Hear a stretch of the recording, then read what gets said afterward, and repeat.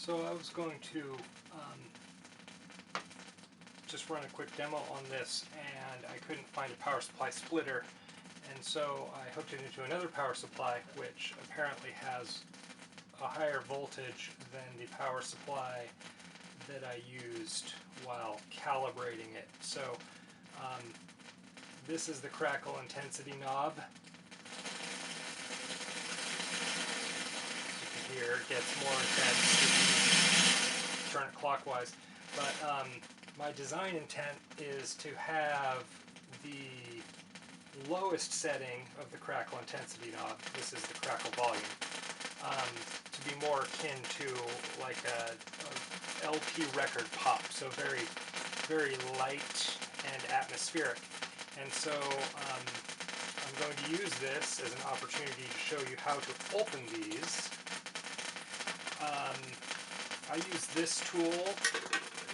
It is like an O-ring pick, and it is hardened metal. And I'm going to demonstrate why I use hardened metal by using this stainless pick from, it's like a dental pick. This guy, basically we want to go into the corners, but if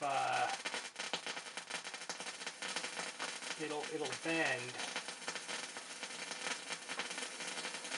I mean, this is doing okay, but it'll, it kind of deforms the tool, whereas this guy, get in there, and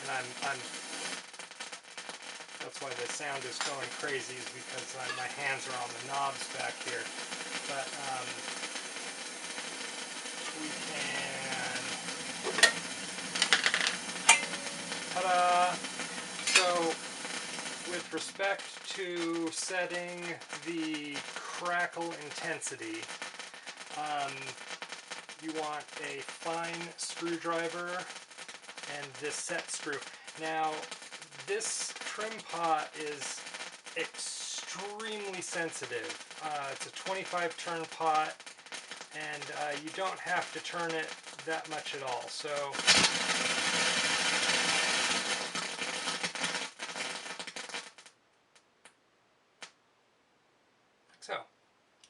and yeah, there's still just occasional pop, occasional light pop, and then as you turn this up, we go back into basically where it was, and the useful range of this is dramatically improved.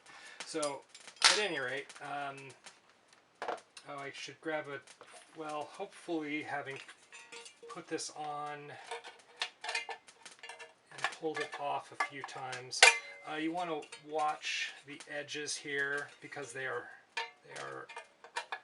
sharp metal, and yeah, you just kind of have to get in there and squeeze it in, and it's not going anywhere. So yeah, that's that. So we have the air section, white noise. There's a low rumble and the variable crackle. And then this switch is kind of a high gain setting, so the output is a little bit more forceful. So anyway, that's the